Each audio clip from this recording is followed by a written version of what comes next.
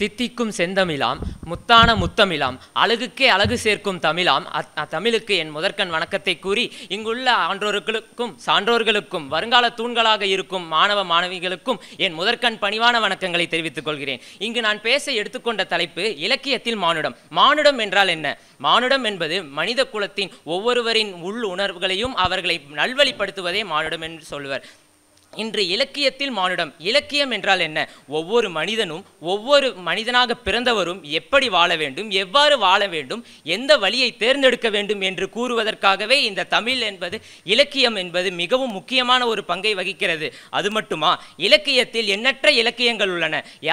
எண்ணற்ற எழுத்தாளர்கள் இலக்கியத்தை எழுதியுள்ளனர். திருவள்ளுவர், ஔவையார் மற்றும் பாரதியார், இன்னும் எண்ணற்ற எழுத்தாளர்கள் இலக்கியத்தில் எழுதி அது இலக்கியத்தில் நமக்கு தேவையானவற்றை, நமக்கு உரியவற்றை, நமக்கு என்ன நம் வாழ்க்கையில் நம் வாழ்க்கையில் எந்த விதத்தில் வாழ வேண்டும், எந்த செயல்களை செய்ய வேண்டும், என்ன நெறிகளை நாம் செய்ய வேண்டும் என்று அழகாக கூறுவதற்கும் ஆழமாக நம்மை நடத்துவதற்குமாகவே எழுதப்பட்டது இந்த இலக்கியங்கள். இந்த தமிழ் இலக்கியம் மட்டுமா? எந்த நாட்டிலும் எந்த மொழியிலும் எழுதப்பட்ட இலக்கியத்தையும் நாம் எடுத்துக்கொள்ளலாம். எல்லா இலக்கியத்திலும் நமக்கு தேவையான செயல்களையும் ஆற்றல்களையும் உடைய வார்த்தைகளையே உள்ளடக்கியுள்ளன. திருவள்ளுவர் எழுதிய திருக்குறள்கள் எண்ணற்ற உள்ளன. ஆனால் அதில் ஒரு மனிதன் பிறப்பது முதல் அவன் இறக்கும் வரை அவனுக்கு என்னென்ன வேண்டும், என்னென்ன செய்ய வேண்டும், எவ்வாறு அவன் செயல்பட வேண்டும் என்பதற்காக திருக்குறளில் எத்தனை திருக்குறள்கள் எழுதியுள்ளார். அன்பும் அறனும் உடைத்தாயின் வாழ்க்கை பண்பும் பயனும் அது.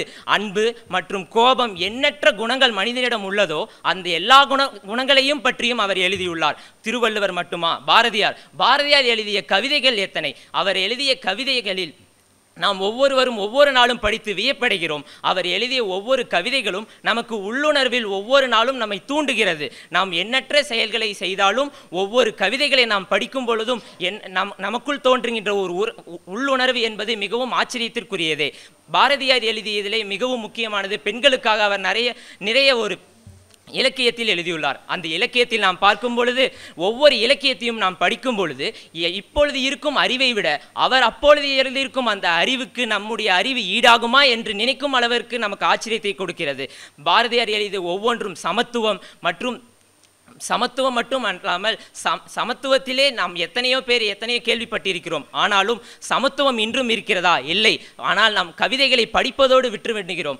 நாம் நிறைய நூல்களை படிப்போம், இலக்கியங்களை படிப்போம். ஆனால் சிலதை நாம் படிப்பதிலே விட்டு விடுவோம். சில நூல்கள் படிப்பதற்கும் கேட்பதற்கும் மட்டுமல்ல, அதை நம் உள்ளுணர்வுகள் ஆழமாக பதித்துக் கொள்வதற்கே சில இலக்கியங்கள் உள்ளன. அந்த இலக்கியத்தை நாம் படித்து அதை நம்முடைய நடைமுறை வாழ்க்கையில் பயன்படுத்துவதற்கே அந்த இலக்கியத்தை நாம் பயன்படுத்த வேண்டும்.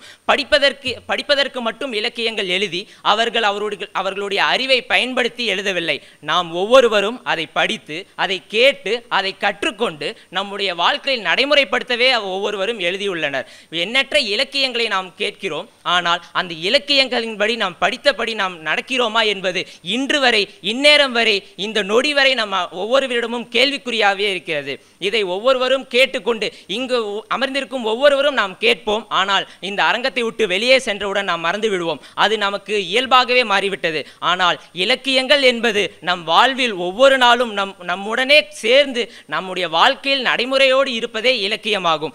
ஒவ்வொரு இலக்கியமும் ஒவ்வொருவருடைய உழைப்பு என்பதை நாம் உணர்ந்து இலக்கியத்தை நாம் ஒவ்வொரு நாளும் மேம்படுத்த வேண்டும். அதுவே நமக்கான முக்கிய பொறுப்பாக இருக்கிறது. ஒருவர் இலக்கியத்தை முற்றுமாக படித்து கேட்டு உணர்ந்து நடந்தால் அவரை போல உண்மையும் நேர்மையுமான மனிதர்கள் எங்கேயுமே காண முடியாது என்று அனைவரும் கூறுகின்றனர். எந்த மொழியில் எழுதப்பட்ட இலக்கியமாக இருந்தாலும் சரி. ஆனால் முக்கியமாக தமிழில் எழுதப்பட்ட இலக்கியம் என்பது ஒரு மனிதன் பிறப்பு முதல் இறப்பு வரை உள்ளது என்றால் திருவள்ளுவர் எழுதிய குறள்கள் மட்டுமே. அந்த குறள்கள் நாம் ஒவ்வொருவருக்கும் வாழ்க்கை பாடங்கள். சோகமா, மகிழ்ச்சியா, கோபமா, என்னென்ன குணலட்சணங்கள் நம்மிடம் உள்ளதோ அது எல்லாவற்றையும் அதிலே உள்ளடக்கி எழுதியுள்ளார். ஒவ்வொரு இலக்கணமும் ஒவ்வொருடைய உழைப்பு என்று கூறி அதை நாம் கற்று அதன்படி வாழ ஒவ்வொருவரும் முயற்சி செய்வோம் என்று வாய்ப்புக்கு நன்றி கூறி விடைபெறுகிறேன். நன்றி, வணக்கம்.